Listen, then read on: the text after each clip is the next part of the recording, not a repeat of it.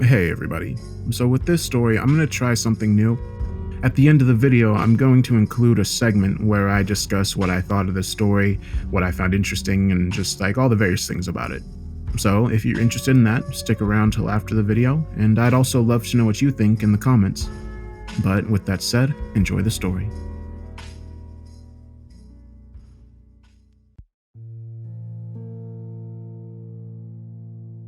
I went to visit my dad not long ago.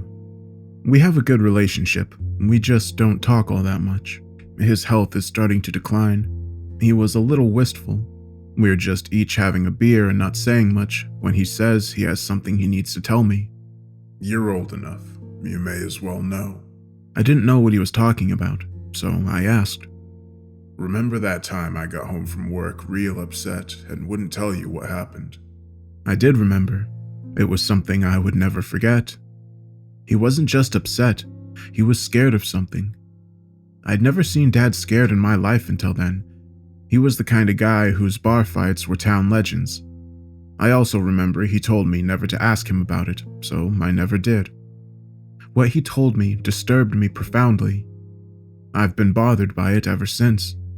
I hope that recording this will help me deal with it. First, a little backstory. First incident.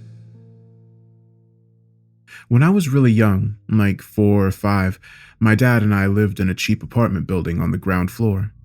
I don't remember much about it. I know I didn't like it there. The kids weren't nice to play with, they would steal my toys, and it was just a grimy area. But we were going through tough times, and it was what we could afford. Probably what I remember most about the place was how I would get woken up from my sleep every once in a while by flashing lights. I don't remember being too worried about it at first. I just assumed that there was lots of lights in that area. I was 5. I didn't know jack about meteorology. One night, my dad had my uncle and his wife over for a crab leg dinner. I remember it distinctly because it was the first time I'd ever eaten crab. While we were talking, I just casually mentioned the lightning last night. Dad said, There was no lightning last night.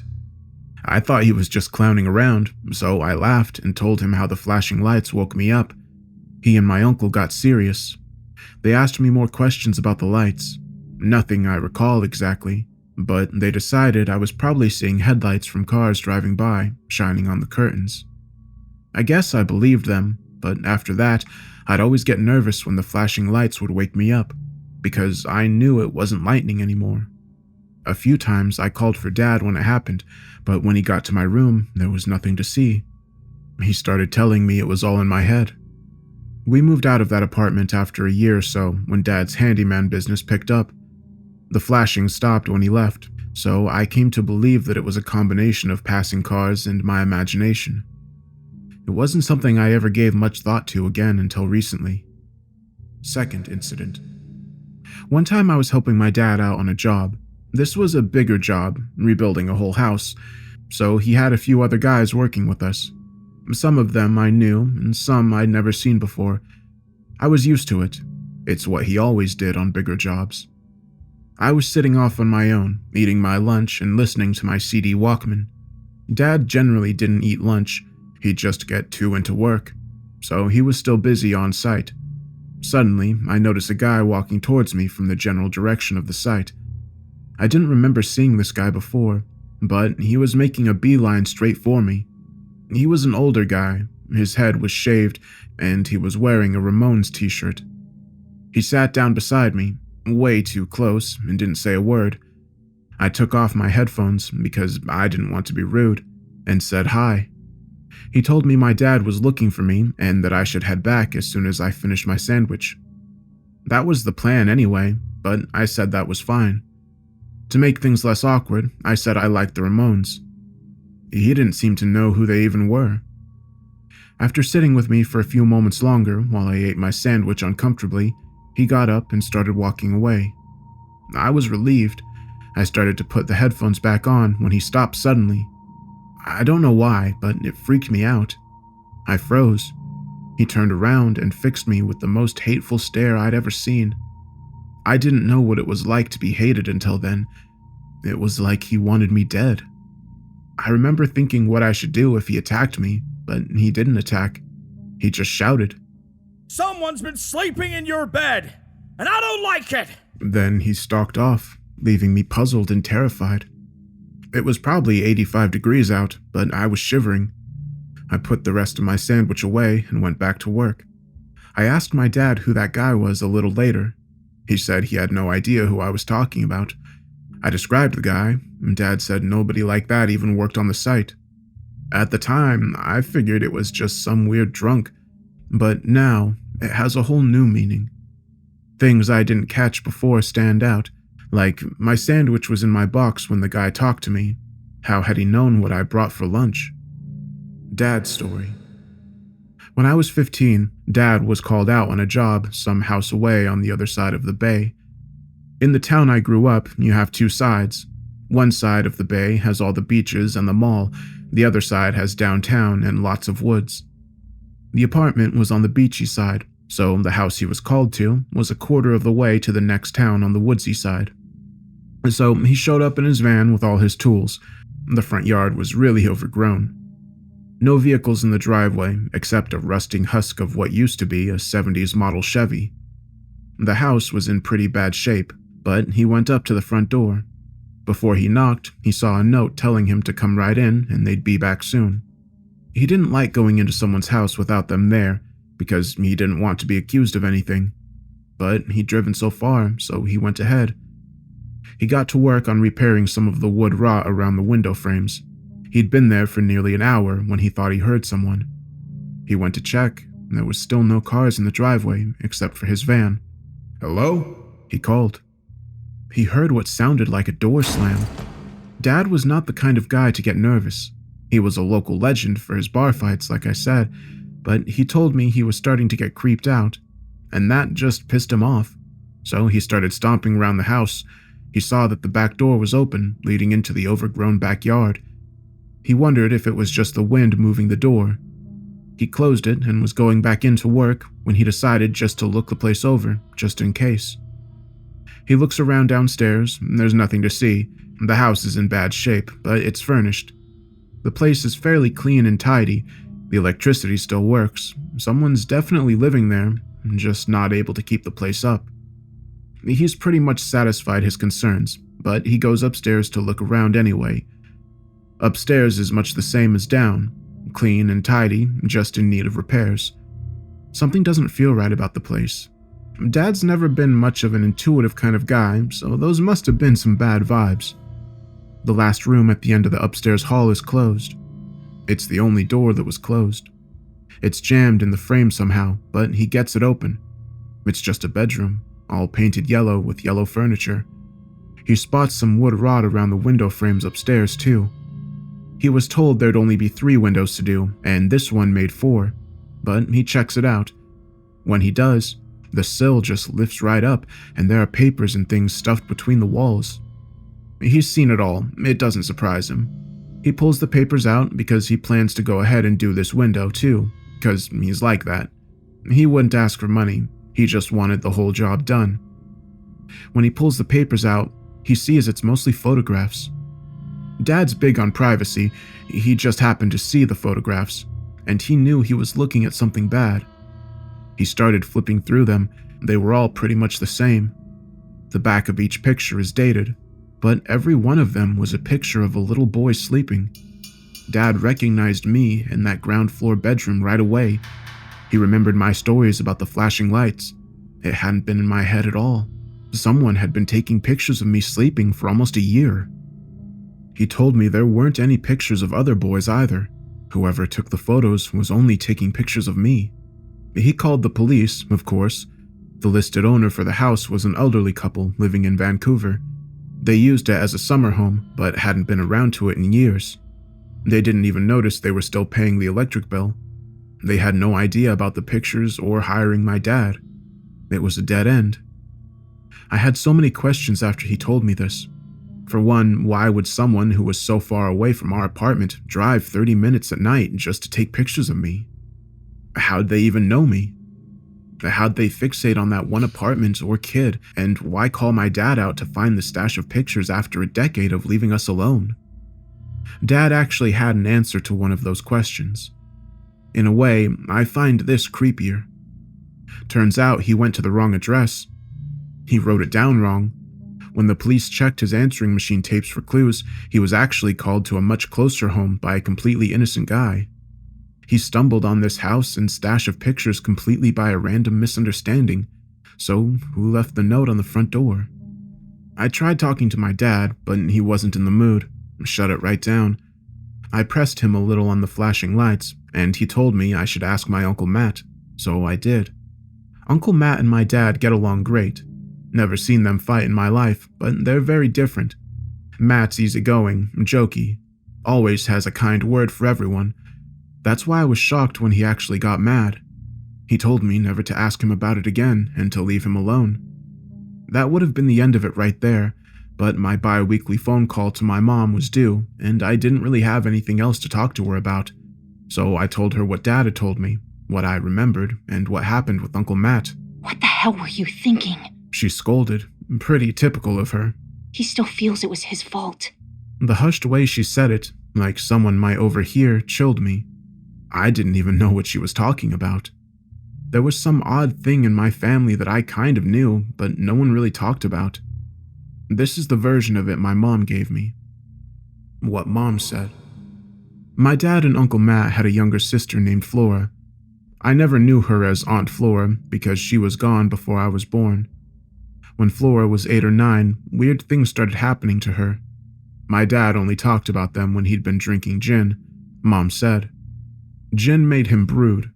She used to hide his gin because it'd freak her out when he started talking about these things. Like this one time, my dad woke up because he heard noises in the kitchen. He came out to see what was up. Flora was making a peanut butter and sugar sandwich in the middle of the night. He had asked her what she was doing, because if their mom caught them in the kitchen at that hour, she'd have their butts reddened. Flora told him she had to make a sandwich and a picture for Mr. Chad Froy. Mom said Dad would shudder when he said that part of the story. His voice got real low when he said the name. So my dad got mad at Flora because he thought she was being dumb or half dreaming. When she showed him the picture she drew, it was a drawing of a boy sleeping with Matt written above it. My dad, being the oldest child, was very protective of Matt and Flora. He immediately felt that there was something wrong here. He took the picture and tore it up and told Flora she had to get back to bed right away. She told him Mr. Chad Froy would be mad because she promised him. Dad asked her who this person was and what he looked like because he meant to tell their mom. She said she didn't know what he looked like, but he talked to her from the drain in the bathroom sink. He told her all sorts of things, and she'd been talking to him every night for a month. At this point, my mom said she didn't want to talk about it anymore. It was giving her the willies. She didn't even like saying the name. Mom was always kind of superstitious about things. Like she would be afraid to say the name of certain diseases. She'd never say cancer, as if saying it causes it. She said just saying the name Chad Froy made her feel like she was being watched. But I asked her more questions and she kept going. She said Dad didn't believe Flora. She must have been dreaming or just imagined the whole thing. He took the sandwich and ate it himself after sending Flora back to bed, so his mom wouldn't find it. He remembered the sandwich well because peanut butter and sugar was not something they ever made in the household. He had no idea where she'd heard of it.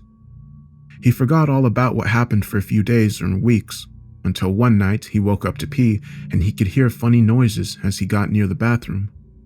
The light wasn't on, but Flora was in there alone. He stopped outside the door to listen. She was whispering the whole conversation in there. He'd figured she was half asleep and didn't know what she was doing. He went into the bathroom to get her. Then he heard it himself. There really was a voice coming from the drain. Mom said he would get a distant look when he talked about this and just set the gin down like he couldn't drink anymore. And my dad could always drink more. The voice he heard sounded cold and metallic, probably coming through the pipes, he figured, but it scared the crap out of him. What it was actually saying was even worse. Come outside, Flora. Come outside. No one has to sleep out here. Flora whispered into the sink that she couldn't, because her brother might catch her, and the strange voice told her. He shouldn't have eaten my sandwich. Hearing it made my dad's hair stand on end. My mom said it was the most scared he'd ever been. Not one to freeze, my dad pulled Flora out of the bathroom and slammed the door. He warned her never to talk to Mr. Chad Froy again, because he was bad. He ended up telling my mom, and they found where the pipes had been messed with under the house. They had also found some drawings of my dad and Uncle Matt sleeping. They were all burned right away, and his mom forbade them to talk about it. They didn't handle scandals like that too well at the time, but my dad saw some of the drawings before they were burned, and they weren't drawn by Flora. I had never heard anything about any of this before. Dad and Uncle Matt almost never talked about Flora anyway, and when they did, it was always cryptic. I didn't know what this had to do with me, but my hand was shaking holding the phone. I thought she was done, but she said that was just the beginning. My mom usually gets tired of talking after 10 minutes or so. I was surprised. Maybe she needed to get it out of her system. She said that after that, Flora used to complain about flashing lights in her bedroom. Everyone just figured that she was seeing the light from the lighthouse because it was still active back then. She complained about it for nearly 2 years, saying she had trouble sleeping. Her mom got sick of it and put thicker curtains in her bedroom, and she kept complaining. She ended up getting her a sleeping mask. Problem solved. Not long after this, Dad, Matt, and Flora went to a friend's house to hang out because he had a record player and his parents would get him any records he wanted. They'd all just listen to music together. She left to go home before Dad and Matt did, but she never made it home. They never found her body. In theory, she could still be alive, but nobody really believes that. Mom thinks Dad and Uncle Matt always felt personally responsible for it, because if they'd just left with her, she might still be alive. My mom figures that's why the flashing lights thing upset Dad and Uncle Matt so much, and I guess I was opening old wounds by asking about it. At the same time, I find it really spooky that the same thing would happen to both me and Flora, and upsetting that it wasn't taken more seriously when it happened to me. I also felt really bad about hurting Uncle Matt. I visited him the next day to apologize. I told him my mom explained everything and I really had no idea. He wasn't mad anymore. Actually, he apologized to me too, because he said I deserved to know. What Uncle Matt said. He said that there was a little bit more to it than my mom described. A week before she disappeared, Flora had started complaining about the flashing lights again. They figured she was forgetting to put on her mask, or it had been in her head the whole time. Then, a day or two before she disappeared, he couldn't remember, she woke up and the mask was gone. She couldn't find it anywhere. They figured she just didn't want to wear it anymore, but now he wasn't so sure. Another weird thing around the same time was that they found footprints in the snow outside of the house.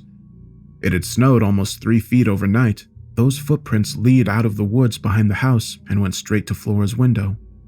The thing Uncle Matt said creeped him out the most was that the footprints at the window didn't face the window. They faced back towards the woods, where there was nothing but trees. For the footprints not to have been covered in by snow, someone had to have walked to Flora's bedroom window sometime after midnight and stood there staring into the woods in a blizzard. Strangely, he said they never really worried about it much. Everyone knew everyone there. It just stands out in hindsight. The day she disappeared, they got a call from Timmy Jean, the boy with the records, telling them he got a new one. Uncle Matt said Timmy was only a child. He thought the records were how Timmy's parents got him off their hands and made him some friends. So he was normally really excited when he got a record to share. This day, he sounded flat, emotionless. Matt had to ask if he was even speaking to Timmy, and the whole time, Uncle Matt felt like someone else was listening in. He could hear a strange sound in the background that wasn't quite breathing. It was like someone saying, "yeah," really softly. Around this time, where Dad and Uncle Matt grew up, the phone lines were all what they called party lines. Each home's phone would have a different ring, so they knew who should answer. But anyone could answer or listen in on anyone else's phone call, so having someone else on the line wasn't unheard of, just impolite.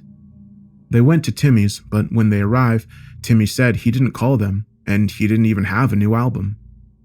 Uncle Matt and Dad decided to hang out with Timmy and listen to some of the old albums anyway, but Flora was really disappointed and wanted to go home, so she left alone. He remembered thinking it was too bad that she left, because they found her sleep mask in Timmy's room. That was the last time they ever saw her, Uncle Matt said. He was trying hard not to tear up. He said he remembered it like it was yesterday, her little brown shoes, bows in her hair, and, he said, an oversized Ramones t-shirt they found during the trip in the city. It was her favorite band. I felt an awful pit in my stomach when he said that. I don't think I'd ever mentioned the details about the Ramones t-shirt before. Not that Uncle Matt would pull my leg on something like this. I guess it could have been a coincidence. A lot of people like the Ramones, but I'd never felt so unsettled in my life. I told him about the guy in the Ramones shirt. He told me just to drop it, because it was a long time ago. That was all he had to say. There was a lot of what Uncle Matt said that I find strange, like how unconcerned he seemed that Tommy hadn't made the phone call or the sleeping mask. I'm going to be visiting my dad tomorrow for Thanksgiving. I'm going to bring 2 bottles of gin and see where the conversation goes.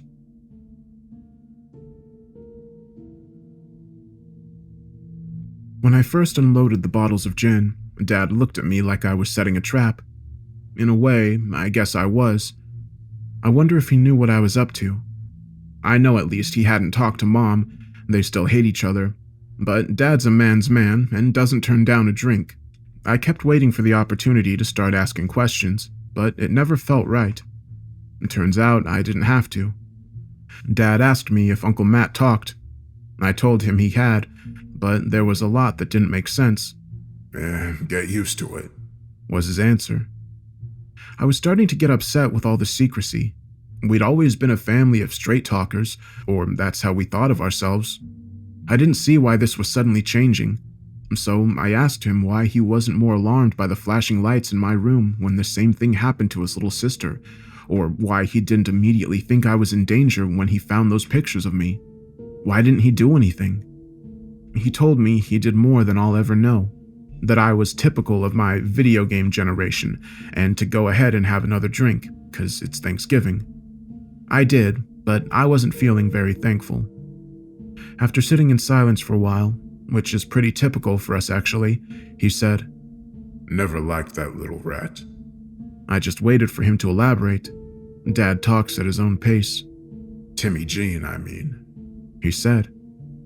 I hadn't expected him to say anything about Timmy. He was about as peripheral to what happened as I could imagine, but Dad had a lot to say about him. About Timmy. Dad said Timmy wasn't really a bad kid.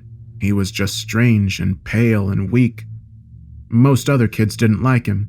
His parents didn't even seem to like him. Even the kids who did like him didn't really like him. The general opinion was that Timmy's parents were always gone, although it was hard to tell whether they were home or not. They kept to themselves. Rumors went around that they were brother and sister. One thing that can be certain was that they'd inherited money. Unlike everyone else, they didn't keep any livestock. They just bought everything from the general store for Timmy and disappeared.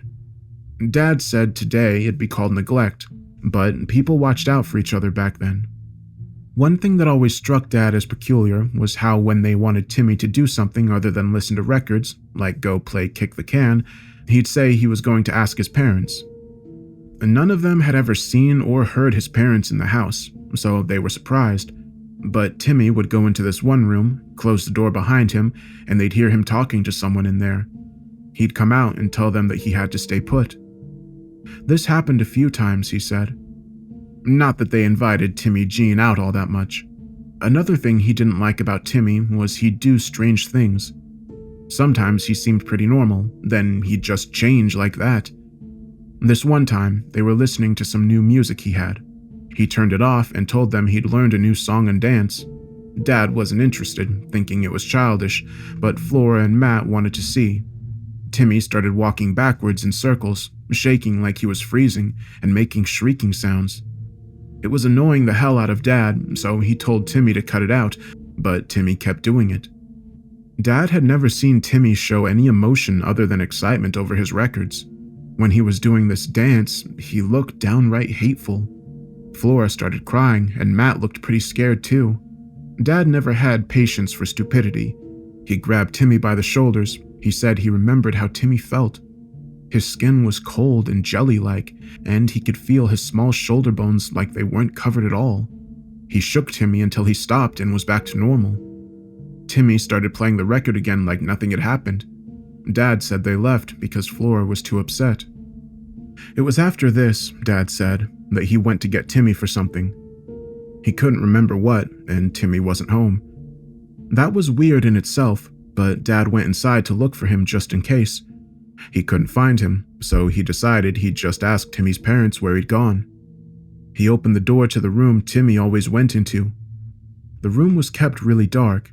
They could never see anything when Timmy slipped inside. Now, he knew why. It wasn't a bedroom at all. It was just a closet.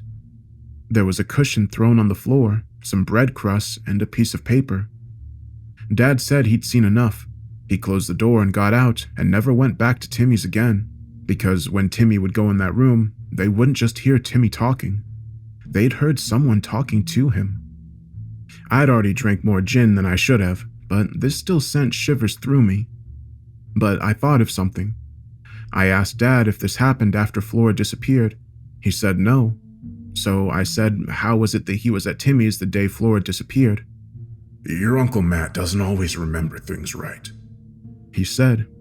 He gave me a stern stare straight when he said this, like it was something I should keep in my mind to the end of my days. I know Dad's looks very well. About Uncle Matt. He said Matt came up to him that day and said that they had a call from Timmy to come over and listen to the new records. He'd heard the call come in, and that was nothing strange, but he never went with them to Timmy's. He went to the general store to pick up a present for Betty Coffin, a girl he fancied, and Matt and Flora went to Timmy's by themselves. When he was at the general store, he remembered being surprised to see Timmy in there, just picking up some food with a big wad of bills. He'd never seen that much money in one place in his whole life, so he wasn't likely to forget it. He told Timmy hello, but Timmy just paid for his food and walked out with his food and his bills. And Flora never came home from Timmy's that day. That's all I know about it, he said. I told him Uncle Matt said he was listening to music with him and Timmy when Flora left on her own. Who was he listening to music with then? Wasn't Timmy, was all Dad said. It was so eerily matter-of-fact. I took another shot of gin right there. I hoped it stopped me from shaking. When I looked at Dad, he was staring down with a sad resignation I'd never seen on him before. My dad could drink me under the table 10 times over, so after the last shot, he had to put me to bed on his couch. That was the end of our talk. Lying there on the couch, I suddenly remembered something from way back when my family would go down to the beach. We'd all sit around the fire, the adults would drink and tell stories about growing up in that hamlet, and the kids would roast marshmallows and shiver listening to these stories. There were true stories and ghost stories all mixed together. These were the only occasions where I ever heard them talk about Flora before. After what my dad said, I remembered a story Uncle Matt told. He said he and Flora would go for these long walks in the woods together. My dad used to go with them since he was expected to watch them, but once he hit his teenage years, he got more interested in girls than babysitting. They decided to go back in the woods behind Hyman's general store. There are no trails or anything, they just pick a spot and went into the woods. You can go back for miles and miles into just pure woods. It's all national parkland today. Normally, they'd walk for about 30 minutes or an hour. Dad would always have them walk parallel to the edge of the woods. Without Dad, they just kept going deeper. They'd been walking into the woods for well over an hour, or at least he thinks it was. Flora wanted to turn back by this point, but Matt wanted to keep going deeper. She followed him because she was scared to go off alone, but she got upset and said she was going to go back on her own. He told her that that's fine and don't get lost. Uncle Matt said she wasn't gone 30 seconds when he felt her tugging at his arm. He got mad because he thought she was bugging him to go with her, but when he looked, she was pointing at something behind him. He said really seriously that he'd never forget how wide and scared her eyes were. He turned around and saw a man standing out in the woods. It scared him too. The man didn't really look scary. He was just a man, but there was no reason for anyone to be out so far in the woods. They shouldn't have even been there. The man had his back to them, looking deeper into the woods. He wasn't moving at all. They crouched down as quietly as they could to watch him, but he didn't do anything but stand there. Matt said he didn't like it one bit. He felt there was something really wrong about what was going on. He took Flora by the hand, something he never did, and they walked away, making as little sound as possible. He kept glancing behind his shoulder as they walked. After a few minutes, he was satisfied that they were well away from the man. He was long out of sight and probably hearing range. After a few minutes of walking, Matt heard a thudding sound. Flora squeezed his hand tighter, so he knew she heard it too, but they didn't say anything to each other. They were too scared. The thudding kept getting louder, then he heard this scream at the top of someone's lungs like they'd been hurt. Matt looked back and saw the man they'd seen earlier running right at them full speed through the woods, screaming the whole time, no words. Matt said he and Flora were so scared because they couldn't even run. They backed up against a tree and crouched down. Matt thought the man was going to kill them or hurt them, and he didn't know what to do about it. When the man caught up to them, he stopped short only a few feet. He took a deep breath and shouted in their faces. Get out! They were too scared to move, so the man kept shouting it at them. Get out! Get out! And they ran and ran back the way they came. When they were almost out, they heard Dad calling for them somewhere back in the woods. They were about to go running back to Dad so he'd protect them, but then they saw him at the tree line and ran to him. He took them home, and that was that. He said they never told their mom because they figured that they were just trespassing. After Uncle Matt finished his story, everyone was quiet for a good long time. The story seemed to bother Dad more than anyone else. I remember being especially upset by it, just because it bothered Dad. Then Dad said he remembered that when he first came to get them, he couldn't find them. He figured they'd just gone home, but he couldn't find them at home either. He looked in the general store and down on the fishing wharf, but they weren't there either. So he went back to the woods. Just as he got there, he saw them running out of the woods screaming and crying. He asked them what was going on, thinking that they'd seen a bear or something, and they just kept bawling. So he brought them home and questioned them to get the whole story. He said he never told Uncle Matt at the time, but he saw them coming out of the woods as soon as he got there. But he had never called out to them. I don't know why I suddenly remembered that story. It's just another weird thing that happened to my family.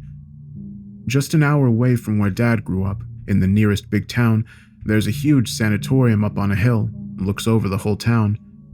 The guy in the woods could have just been some guy who got out of there, and they had the misfortune of startling him. It could be completely unrelated to everything else.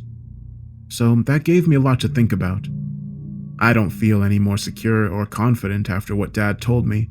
If anything, I'm more confused and unsettled than before. The last several days have been a strange ride, but I know there's no way I can let it go now. I'll try to find out more, and I'll continue sharing what I can. I managed to find out more about Timmy. I had to hit up people I haven't spoken to in a long time, or barely know at all, but I eventually hit a few relatives who knew more than I ever expected to find out.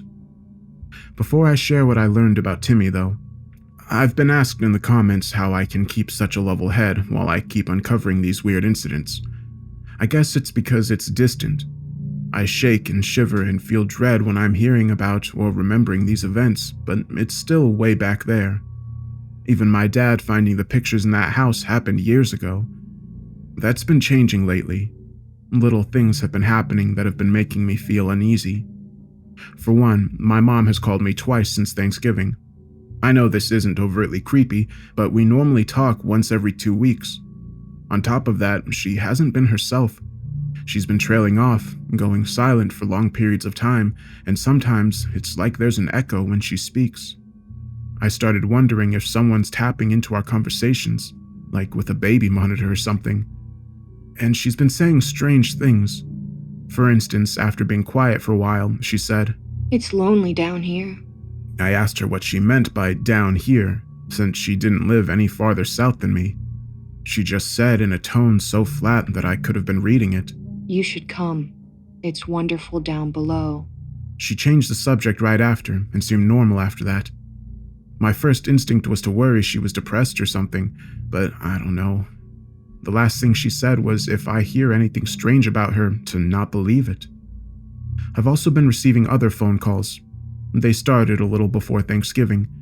First call was an instant hang-up. The next time, just silence. Each time after that, I'd hear sounds. Cars going by, walking, wind blowing. The kind of sounds you'd hear from a butt dial. But they were distorted, almost like someone was imitating the sounds with their mouth. Last night it changed. There was a voice. The voice had a tinny, metallic sound, and that same echo as when Mom called. The combination made the voice sound inhuman and evil. The words weren't sinister at all, but the way they were said made it sound like I was in danger for the first time since I started this investigation. The first time, all he said was, "I'm on my way." I tried to answer "wrong number" back, but whoever it was had already hung up. I got a call a little later, and the same voice said, "I'll be there soon." This time, he didn't hang up right away, so I said he had the wrong number. A moment after I said this, he hung up. On the third call, he said, "I can see your house now," and again hung up immediately. I kept waiting for another call any minute, but after a few hours, I relaxed. I figured it really was a wrong number, and they figured it out. I mean, given the last 2 weeks, I had every reason to be a little jumpy. I get about halfway through an episode of Gotham on the DVR before the phone rang again. I don't say anything immediately, neither does he. After a minute or so, he says, "I'm right outside." As soon as he said that, I heard a noise at the front door. I don't know if I've ever been so scared in my life. I don't have any firearms, but I do have a machete, so I grabbed it and went to the front door. I opened it, ready for that hateful face from the building site, or worse, but my dad was there actually. He asked what the machete was for, and I asked him what brought him out to my house so late. It was a long drive, and Dad rarely visits. He got pretty irritated about that.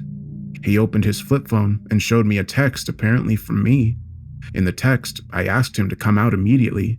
"It's an emergency," it said. I didn't send him that text. I didn't send him any text. I've never lied to Dad before, and that carries weight. He believed me. To be honest though, I was glad he was there at just that moment. We had a drink together, and he said he was going to get back home. I asked him a few questions about Timmy before he left. He didn't much want to talk about it, but this is what he said. After Flora disappeared, Dad and Matt were expressly forbidden to have anything to do with Timmy. For Dad, that suited him just fine. Dad nevertheless told his mom that Timmy couldn't have been responsible, since he'd just seen him at Hyman's general store. His mom said there had always been something wrong with that boy, and she felt that if Flora hadn't gone to his home that day, then she'd still be alive. While Dad and Matt hoped she was still alive, their mom never really believed she was. She said she saw a dove fly into the house the day after Flora disappeared, but when she chased after it, she couldn't find it anywhere. Dad said it was just grief, and these kind of supernatural beliefs were common then. I tend to agree. Timmy made no effort to reach out to Dad or Matt either. He started keeping to himself after Flora disappeared. They'd sometimes see him by himself at Hyman's, buying lots of food, more than any one boy should require. They never talked. Suspicions about Timmy and concerns about his missing parents grew. The police had looked around Timmy's house a little, since it was where Flora was last seen, and found nothing, but now they were asked to search the house. They wouldn't say what was wrong or what they found in there. The rumor was Timmy's parents hadn't been there in a long time, and that the police had come out of the house pale and upset. But some towns always have rumors. Hard to say if they're true or false. Timmy was placed with some distant relatives in a larger town an hour away. They said he was strange and they didn't like him. He was always up and walking around at night. Sometimes he'd stop over the vents in the floor and just stare into them. After he'd been there for a little bit, they started to hear him talking to himself in the middle of the night. They'd come up to him to see what he was doing, and there was no one else around. They started watching him. They noticed he only did this when he was standing over the air vents. They even found him crouching down over one once. This girl, a third cousin of him, said it still creeped her out because she knew she heard someone answering him one night. Those vents couldn't have been more than 1.5 feet wide, she said, but she heard a man's voice coming up with the air. She couldn't make out what was being said, but she heard laughter that made her run and hide under her covers. She said she thinks part of it may have been a dream, but she always swore she saw a finger poking out from the vent too. She told her parents, but they said stop making up stories and that he'd been through a lot. Her sister said sometimes Tommy would walk out into the woods and just stand there, staring into them. They asked him why he did that. He said he was waiting to be taken. He went farther into the woods when she tried to talk to him more. One time, the girl said, she heard him talking into the air vents like the usual. She was tired and it was upsetting her, so she went to get her parents and have him sent to bed. On her way, she noticed Tommy was still sound asleep in his room. The talking had been coming up from the vent all on its own. They said Timmy would sometimes steal food from the house and take it into the woods. When he was caught, he said he had a treehouse, but they never saw if it existed. They'd sometimes wake up and find him staring at them in the middle of the night, and they'd had to start locking their doors. They would whine to their parents to send him away all the time, but they were careful not to do it when Timmy was around, because despite everything, they didn't want to be mean. One night, he asked them why they wanted him sent away. They couldn't figure out how he'd heard. He was living with them for nearly 6 months when something happened that changed him. They didn't know what it was, but he stopped all the weird behavior all at once. He wouldn't talk to anyone, he hardly ate, and then one day, he just ran away. He's been a missing person ever since. His parents never turned up to look for him. There was no evidence either way, so the case went nowhere. They also said, years later, when his house burned down, pictures of the fire appeared in the local newspaper. People talked about it for weeks because in the picture, the smoke looked just like the devil, horns and everything. They tried to find the newspaper in their closets, but neither of them could find it. I included that part not because I believed in a horned devil that manifests itself in smoke patterns. I think it's interesting that his cousins thought he was so creepy that the devil would be in the smoke particles coming off of his burning house. That's what I know about Timmy. He hasn't been seen or heard from since, from all I can find out. Same for his parents. Where his house was is just a lush field of rhododendrons. One last thing. After Dad left last night, I noticed my mailbox lid was up.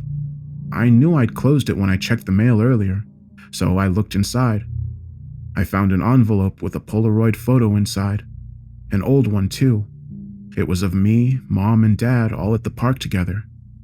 This park is actually the same place where Dad grew up. The houses are mostly gone. Hyman's general store is still there as a museum.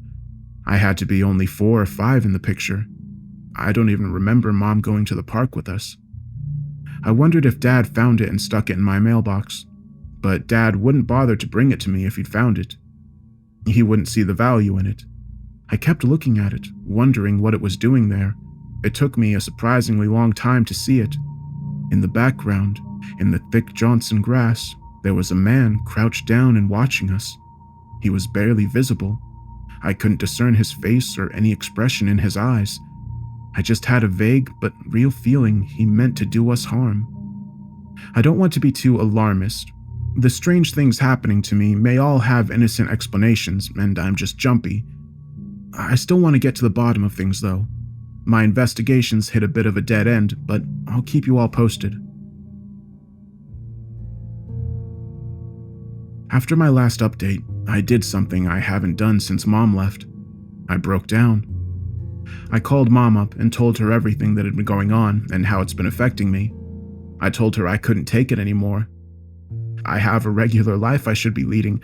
I have a job and friends, but I'm trapped in this maze of lies and secrets. Yes, I can be very dramatic. She said she would book a flight immediately, then we'd get with my dad and talk things over, all 3 of us. I told her she didn't have to do that. I know she's busy, plus she and Dad still hate each other. She told me she still loves Dad and always has. They just had too many differences. He couldn't accept her for who she was, but she always thought it was their destiny to be together. Her happiness in life was the hope that we'd all be a family, like we should be. I don't know if she was just saying this to make me feel better. It did make me feel better. It also felt weird hearing Mom talk like this. She was never the most emotional person. I thought that's why she was a good fit for Dad, because you have to be thick-skinned to be around him. She said she'd see me soon to put an end to this, and she said, I hope your dad makes the right choice. I wondered what she was referring to, but she was gone before I could ask. I called up Dad right away to let him know, because her flight couldn't take longer than 4 or 5 hours. She'd be arriving in time for dinner. As expected, this wasn't welcome news to him, but not for the reasons I expected. Turns out he's been getting reacquainted with Betty Coffin. I said that seems like a strange coincidence, but not at all. Telling the story reminded him of her. Curves, son, is how he described her. She'd sent him a message a while back telling him she'd gotten back into town. He'd just been too busy to write her back, and then he forgot. So happened they'd made dinner plans that evening. He'd be going to her place. Dad hadn't really bothered much with relationships after he and Mom divorced. He tried.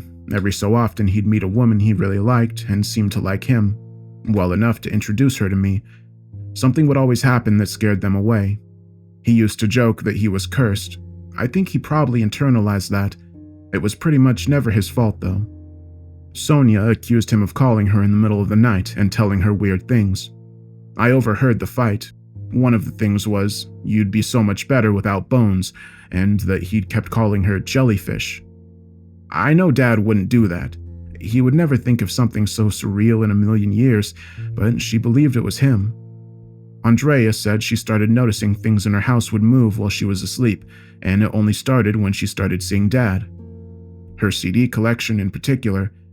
She also said one night she woke up because she heard Dad get up and go to the kitchen. She looked out into the kitchen and saw him staring into the fridge. She started drifting back to sleep again when she heard more noise. The fridge door was still open, but she couldn't see him anymore. This got her mad, so she shouted for him to keep it down and close the fridge door. That's when Dad said, "What the hell is going on?" He was still lying in bed right beside her.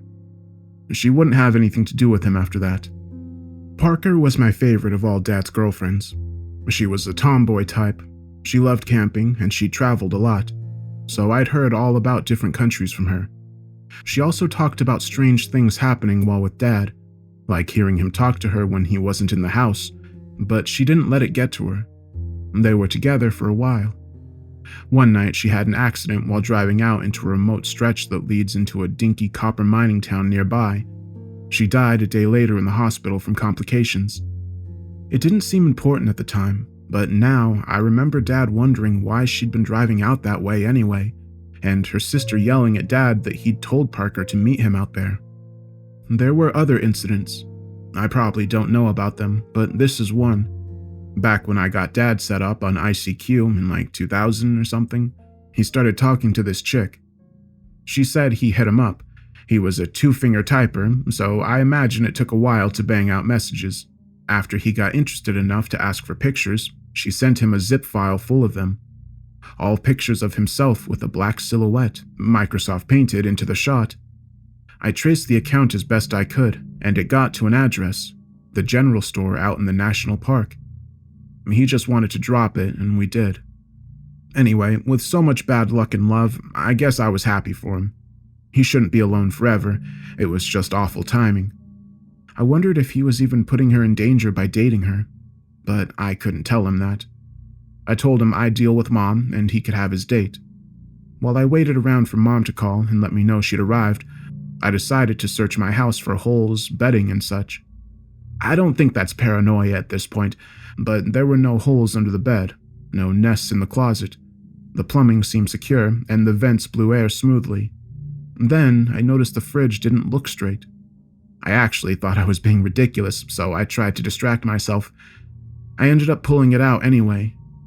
I never believed anything would be there, but there it was, a little hole, just big enough for a child to squeeze into. I got a flashlight and my machete. I was so sure someone's hands would grab me the moment I put my head in. No one was in there, though. The space was only wide enough for a very slim man to stand very stiff, and I don't see any holes in the wall where he could look into the next room, my bedroom. He would have just been standing there staring into darkness behind my fridge. What would be the point? I kept wondering. Then I saw the doll. It was made out of twigs and had my face on it. Just looking at it made me uncomfortable. I refused to touch it. Call me superstitious, but it felt unnatural. I'd only made that discovery when I saw another doll behind it, bigger, and seeming to watch the smaller doll. Its face was a picture of someone who just looked evil. I don't know what evil should really look like. I just know this face made me feel like evil was there. I've learned my lesson. I immediately called the police and requested Detective Kirby. When he got on the line, before I had a chance to speak, he asked me if I was okay and if I was alone. I answered yes to both questions. As far as I know. But I wanted to know why. He said he'd been about to call me. He said that they'd gotten word from the police department in my mom's town. He hesitated. I figured they'd found someone broke into her house or a creepy letter. But what he had to say was worse than that. They'd found what they believed to be her body in a deep wooded area. It was remote. It was pure chance a camper found her. I assured him that whoever they found was not my mother. I had just spoken to her. She was on her way here. The line went silent. I insisted that I be allowed to make an identification so that they can drop this nonsense. Kirby said the body was past identifying. She'd been dead for over a year. Dental records confirmed it was her. The only identifiable thing was her Ramones t-shirt. I hung up on him. I had no idea how to process this information. If someone tells you the sky is brown and salt is sweet, do you accept it immediately? I had been speaking to my mom every 2 weeks for the last several years and never noticed a change in her behavior or personality until the last few days. If she was dead, who was I speaking to all this time? It had to be her. I know my own mother's voice, her mannerisms. She knew everything my mom should know. So I started to wonder about this Detective Kirby character. Maybe he wasn't on the level. He seemed to have a strange hold over my dad, calling him Francis. So I called up the police department in Mom's town. When I identified myself, I was immediately transferred to a detective.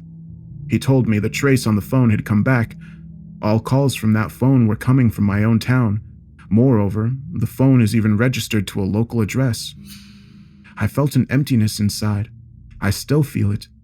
It's only gotten worse. I didn't even have to ask about Detective Kirby anymore. I asked anyway, and it was confirmed. But I already knew. It couldn't have been my mother I've been talking to. She was dead. I needed to let Dad know right away. I tried calling him. It went straight to voicemail. I hoped this meant he was already with Betty and was safe. I decided to look up Betty Coffin so I could call her and reach him that way. I found her number with an online phone lookup.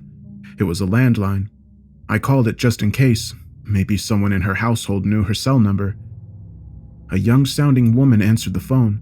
She sounded a little overexcited to get a call, like she'd been waiting. I introduced myself and explained that I really need to get through to Betty and it was an emergency. She asked me if this was some kind of joke. I almost lost my temper, but then she explained that her mother had been missing for a week. I called Detective Kirby back. I told him he had to get to Dad's right away because he was in trouble. In as succinct a manner as possible, I told him what I knew. I was hyperventilating. I don't know how he understood half of it. I'm so glad he listened and believed me, though. I couldn't stand just waiting at home. I got in my car and rushed to Dad's. The lights were on when I arrived. That was a good sign, I thought. The front door was unlocked. When I walked in, I heard music. I recognized the song. It was Bobby Darin's Dream Lover. I'd never heard Dad listen to anything but country, but maybe he was trying to impress this girl. Maybe she came to his place instead. I called out for him, but he didn't answer. Dad's always had amazing hearing, even at his age. He could hear way better than me, and he was a great dad. I haven't always made him sound great, but he's my hero, you know? I knew something was wrong when he didn't answer. I searched everywhere downstairs. The damn song kept playing on a loop. It wasn't even coming from Dad's stereo. I went upstairs next. The song started over just as I got to the top. When I got to Dad's bedroom, I saw where the music was coming from. A record player was on his bed. I stared at it, not really comprehending why I was so afraid to go near it. I wasn't thinking straight, so it took me a long time to realize it, but the song couldn't be on loop. Someone had to be hand looping it. I backed into a corner involuntarily. I felt control of my bladder near slipping. I even screamed when I heard someone downstairs, but I heard them say police, and I almost cried with relief. That's when I noticed it. Something looking at me from under Dad's bed. The whole time it was watching me. All I saw was an eye at first, looking at me through a hole in Dad's box spring. I started to panic again. The officers, one was Detective Kirby, drew their guns. I pointed to the box spring as a hand reached out and set the needle back to the beginning of the song. They demanded the man get out. He started making awful sounds. I'd never heard anything like it. Cold chills swept over me like only once before. They finally dug him out. It was the man I'd seen at the building site, the weirdo that shouted at me. The same one that gave me chills before. He was wearing a dress and a wig with some smeared makeup and a bloodied nose, but it was the same man. I could barely stand to look at him, but he wouldn't stop staring at me. I asked where Dad was, and he said in my mother's voice, "Giving birth to you was the happiest day of my life." I felt nauseous. Then, in a perfectly normal voice, in the most reasonable yet most sinister tone I'd ever heard, he said, "He made me so lonely. But you don't know. And I'll never say another word as long as I live." They took him away, so fast it was like a dream. Detective Kirby took me with him. I was the last to go home and rest. Rest only came when I passed out, and while I slept, they found Dad. The address my mom's cell phone was registered to was the same house where Dad found the photos. Betty must have called him out there. He'd been stabbed in the neck multiple times. He's the toughest guy ever, so he was still alive when the police found him, but it was too much. He didn't make it. Loose ends. I really wanted to just drop this, crawl up in a ball and forget everything, but I have to put all the pieces together. What I have of them, anyway. I owe it to my mom, Dad, and myself, and to all of you for standing with me during this nightmare. After arresting that thing in my dad's house, police combed the old house, my dad's. They found materials that helped them shed some light on the events I described in the previous updates. Scraps of paper, a journal of sorts, photographs, combined with additional information from the others who grew up with Dad. What I want to do here is give you each little piece of information. We've all had enough mystery. I want to give you the whole story, and by the whole story, I mean how I think it all fits together. It may not be 100% correct, but I wouldn't be sharing it if I didn't think it was pretty close. So let's start at the beginning. A schizophrenic was released from the sanatorium, really an asylum. He wandered the woods until he had some kind of episode back there. He came out in the little town of Grand Grieve. Chad Froy, since I have no other name for him. He went around convincing children to bring him food, like the peanut butter and sugar sandwiches. When he met Tommy, he even got a place to stay. Chad and Tommy skulked around together. He got sandwiches. Timmy was interested in other things. In particular, the family that lived a few houses down. They were the only kids around that would hang out with him. He particularly liked Dad. Dad was handsome, tall, and athletic. He got Chad to ask Flora for more sandwiches. He wanted to see Dad and Matt sleeping. When Timmy's parents found he'd allowed a hobo to squat in their house, though, they got mad. They never beat Tommy, they just yelled at him. They tried to kick Chad out, so Chad and Timmy killed his parents. Police first found the bloodstains in the house and then the bodies beneath it. With his parents' camera, Timmy started snapping photos of Dad, Matt, and Flora while they slept. Flora noticed the light. She was just a light sleeper, apparently. This didn't stop Timmy. He kept taking pictures for over a year. Finally, one night, Flora caught him. She told him she'd tell her mom and that he was going to be in big trouble. The next day, Chad called them over to listen to records. I would guess at Timmy's request, but who knows. When Timmy was coming back from buying food, he saw Flora walking away from the house. He didn't want her to tell on him for taking the pictures, so he grabbed her and dragged her into the woods. He didn't kill her right away. In all the photos they found hidden in that house, there was one faded photo of a teen girl. It was Flora, I'm sure of it. In the photo, she was in some sort of cabin. She wasn't tied up, but she looked so unhappy. The whole cabin seemed tinged with unhappiness. It was an awful-looking place. She was 12 when she disappeared, so she was kept somewhere after her kidnapping, somewhere no one ever thought to look for her. Only Timmy and Chad knew where she was, probably where Chad hid while the police looked for him. After Timmy thought it was safe for Chad to come out, my dad was first in finding him and was involved in the man's murder. That much was confirmed for me by Detective Kirby. Timmy was already at his cousin's house by this time. He'd been taken as soon as his parents were found, so wherever Flora was kept, she was left alone once Chad died. While he was at his cousin's, I think Timmy had a psychotic break. Chad really was his whole world. He'd drawn Timmy into his illusions. He'd talked to what he thought was Chad in the vents and in the woods, but I don't think anyone was there. No fingers poked out of the vents, because if it wasn't all in Timmy's head, who was that? After some time with the cousins who didn't even like him, he ran away. He probably had money stashed somewhere, or maybe he just became a beggar. My dad, on the other hand, grew up and moved on. He met a beautiful gymnast and married her. That's where I come in. We were a reasonably happy family from what I understand, until something happened that made Mom and Dad resent each other. They divorced. Dad fought like hell for custody, and Mom went back west where she'd originally come from. Not long after Mom was out of the picture, I started seeing the flashing lights. When I told Dad and Uncle Matt, it terrified them. The possibility that I could end up disappearing like Flora is just about the only thing that could terrify my dad. What I never knew is that after I told them about the lights, they went out to the park together while I stayed with Uncle Matt's wife. They spent all day looking for the place they'd buried Chad, but they found it, and they dug him up to make sure he was really dead. That's why Dad was so insistent the lights were just in my head or passing cars, because the guy they believed was behind Flora's abduction was dead and buried. They had to believe it was him behind it, because if they didn't, they'd murdered an innocent man. Since this man probably murdered Timmy's parents, he wasn't that innocent, but they didn't know that. Years later, when Dad found the pictures of me in that house, he knew he'd been wrong. Whoever it was, he figured, was the same person taking pictures of Flora. They murdered the wrong person, and I was in danger. He went out looking for anyone suspicious, roughed up a few guys, but nothing came of it.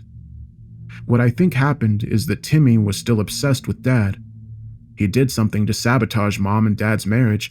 Then when Mom was out of the picture, he inserted himself into the family in the only way he knew how, by sneaking pictures of me while I was asleep. I believe Timmy must have had our phones and homes bugged. He'd adapted to being a shadow in our lives. Maybe he'd imagined he was something more. After a while, this wasn't enough to satisfy him anymore. He murdered my mother and pretended to be her for a year. I think this gave him what he really wanted, to be my dad's wife and my mother. His obsession with my dad wasn't just admiration. He was in love with him. He resented my mom, hated her even, for taking what he believed was his. He wasn't taking my pictures because he wanted to scare me or abduct me. He thought he was being motherly. He drew pictures of himself nursing me and Dad smiling behind, and whenever Dad found a new girl he was interested in, Timmy had to take her out of the picture like a jealous wife. He believed his delusions sometimes. When I let him and Mom know I was investigating these events, I think it made him feel more important in our lives. I think it also threatened him. Becoming aware of him was ruining his illusion that he wasn't really my mom. That's when he started acting out. That's when he talked to me as Mom, telling me Dad had to make a choice. I think he expected Dad to see him as Mom and fall in love. Betty Coffin's body was found. He killed her just to seduce my dad into meeting him. The choice was between Betty or Mom. Because Dad chose Betty, he killed him. He ran back to Dad's house and into the box spring, where he'd been living for a few weeks. The music, the makeup, and dress was all supposed to be for Dad's reunion with Mom, if he'd chosen her. I wish I hadn't encouraged Dad to go on that date. If I hadn't, he might still be alive. The whole thing is so stupid. Insanity, obsession, and loneliness, all unprovoked by us. I hate him and want him to rot, but then I don't even know why. He really was just crazy. Kicker. I recorded all of this feeling real sure of myself last night. It was therapeutic, at least.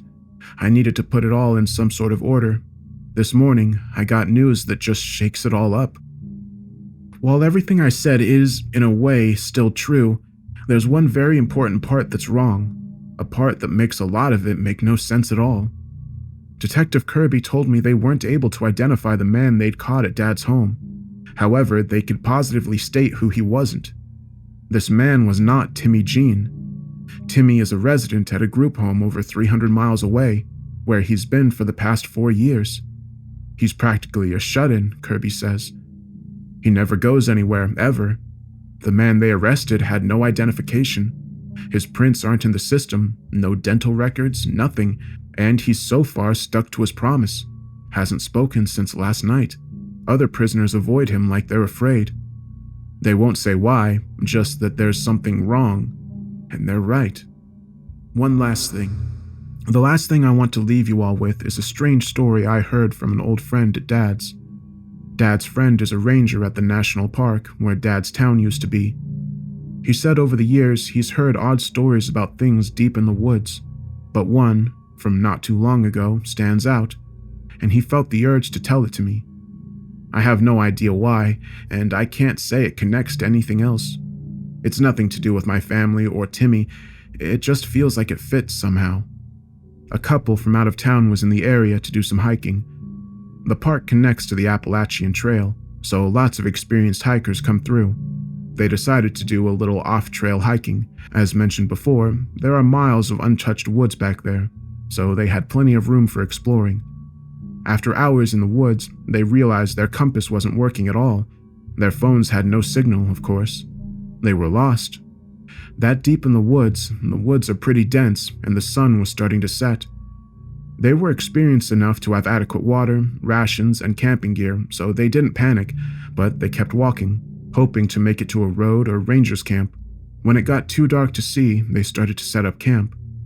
That's when the girl tells her boyfriend she can see a light. He looks and sees it. It looks like artificial light. They weren't sure if they were still deep in the woods or not, but it felt eerie. They walked carefully toward it, using an emergency flashlight. They couldn't hear any traffic as they got near and saw no other lights. But the light seemed to be coming from a real house, a little aged but no cabin or shack. There was a clearing around the house, large enough for 2 people to walk side by side. The guy insisted they examine the perimeter first. His girlfriend thought he was being ridiculous, but he told her that he had a bad feeling about the place. She thought the woods at night was just making him jumpy. Still, she went along. Shingled roof, wood-sided walls, curtained windows, and even a front porch. What they couldn't find was a road, or even a path or trail, nothing but woods. The woods surrounded the circumference as densely as any part of the forest. That didn't sit right at all. But they needed help. They knocked on the only door.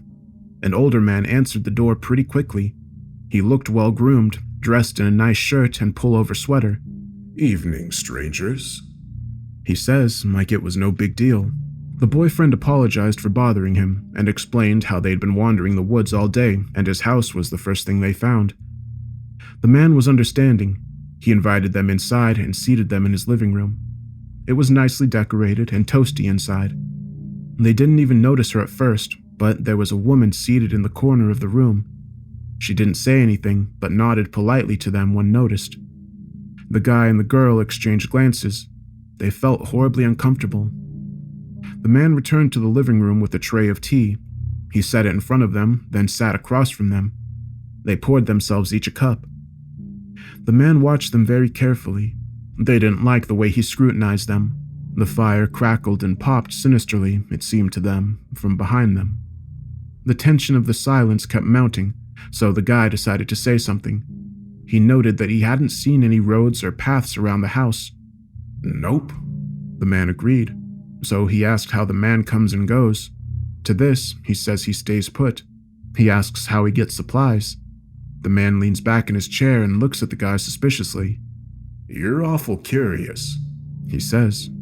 They heard a strange sound, wet thumping noise somewhere else inside the house right then. The man doesn't react, so they pretend to ignore it, but they were both starting to get nervous being in that place. The guy asked the man how far from the nearest road they were. He was calculating in his head if he had enough battery to see them to it in the dark. The man answered that they were very far from any road on all sides. The girl said it was weird to her that the place was so hidden, because unless someone knew it was there or stumbled on it by pure chance, no one would ever find it. There couldn't be an address, after all, if there was no road. The man asked which they were, and then said, "How do I know you didn't come here to kill me?" They figured it was a joke and laughed uncomfortably, but he just smirked at them. He excused himself and then vanished around the corner into a dark hallway. While they were alone, they looked around the room. There was a painting hanging over the fireplace that kept catching the guy's attention. He didn't know why. He hated art. It was a scene of a couple walking through a clearing. There were thick shrubs around. Now that he looked at the painting more closely, he saw something that he swore wasn't there before. Staring out from one of the shrubs was a man's face, watching the couple with a look of pure hate. He wasn't really creeped out, but he didn't want his girlfriend to see it. They drank more of the tea because it was warm. They'd taken a few gulps when they noticed the girl in the corner again. They only noticed her this time because she was shaking her head, almost imperceptibly. She kept doing it, shaking her head and looking at the teacups. She became perfectly still again as the man returned to the room. The guy tried to explain to the man that they must be going. He didn't feel well, and there had been way too many red flags to keep ignoring, but the words that came out of his mouth were slurred and ineffectual, and he passed out. When he woke up, he had an awful headache. He shook his girlfriend awake as well. They realized they'd slept for some time. The guy suspected they'd been drugged, but couldn't be certain. The man was nowhere to be seen, neither was the woman, and their gear was missing. They wanted to leave right away, but needed their supplies. They had no idea how far from any roads they were, so they went searching the rooms of the house. There were 3 doors down the hall, all led to bedrooms. The first 2 were empty, so was the last, but it had their gear on the middle of a child's bed. They grabbed their stuff and prepared to leave, but the guy saw a curtain covering an opening at the very end of the hall, and he had to know. He pulled it open. It was just a closet. The man and woman must have left the house, he thought. He then noticed his girlfriend's face. She was terrified of something, so much so that she was backing away and tugging at him. She looked back in the closet. It was the man, crouched down, naked in the bottom of the closet, looking up at them with a smile that crossed most of his face. His eyes fixed them with the most unmistakably intense rage. He started crawling out of the closet toward them on all 4s, making sounds like they'd never heard any living thing make before. They ran out of the house and straight into the woods. They moved as fast as possible, cutting themselves and tripping several times. Something in their guts kept telling them the man was right behind them, like the man in the bushes in that horrible painting, and he was going to kill them. They finally came out of the woods on a dirt road, and from there slowly followed it to the real road and found their way back to town. They told the park rangers about it and were advised to keep the story to themselves. Later, they looked up the area on Google Earth. It took them a while, but they spotted the clearing in the woods. It was even deeper than they'd thought. As they zoomed in, the guy saw something weird in front of the house. He cleared up the image as best he could, still a little blurry, but the couple knew what it was. The man was standing in front of the house and looking straight up, like he knew they were watching. They sent the image to the rangers as proof. I know there are still so many questions. What really happened to Flora? Was Timmy dealing with someone else? How'd he know so much about Mom? Who was that guy that got arrested? Why was the Ramones t-shirt on Mom's body? I just don't know. So, for now, that'll just have to be the end.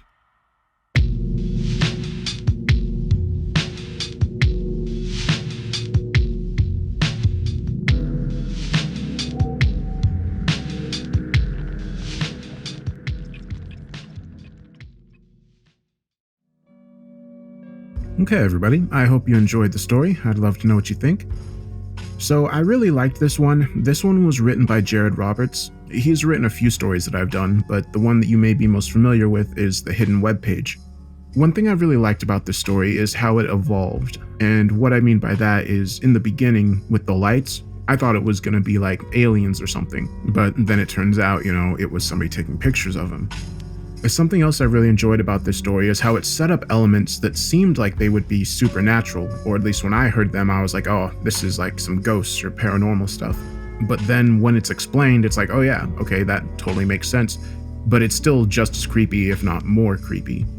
And when doing the music and the sound design for this one, obviously there's not a lot of moments that call for sound design since it is being told in a person is telling a story that we're kind of retelling.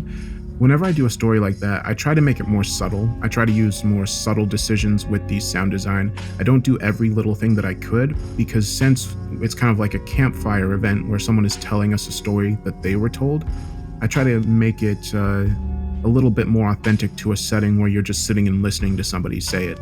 And that's one of the reasons why sometimes I'll put reverb on sounds in stories like this, is to signify that the sound effect is almost like a memory that's being recalled, because right now we're listening to somebody tell a story that somebody else told them. But I don't know if that makes sense, but I hope it does. And then same thing with the music, I used some creepy music that I have and made some kind of droney sounds for the creepier parts, but I didn't really do anything too crazy and loud and in your face. I wanted to keep it all subtle. And yeah, I'd love to know what you think of that and how that came out. And I suppose I don't really have any other thoughts on it. I'm kind of just doing this, off the cuff. I didn't write any of this down. I'm just sitting here and talking. So yeah. Let me know if you like these little insights into my thoughts on the story and if you'd like me to do more in future videos. But with that said, have a good night.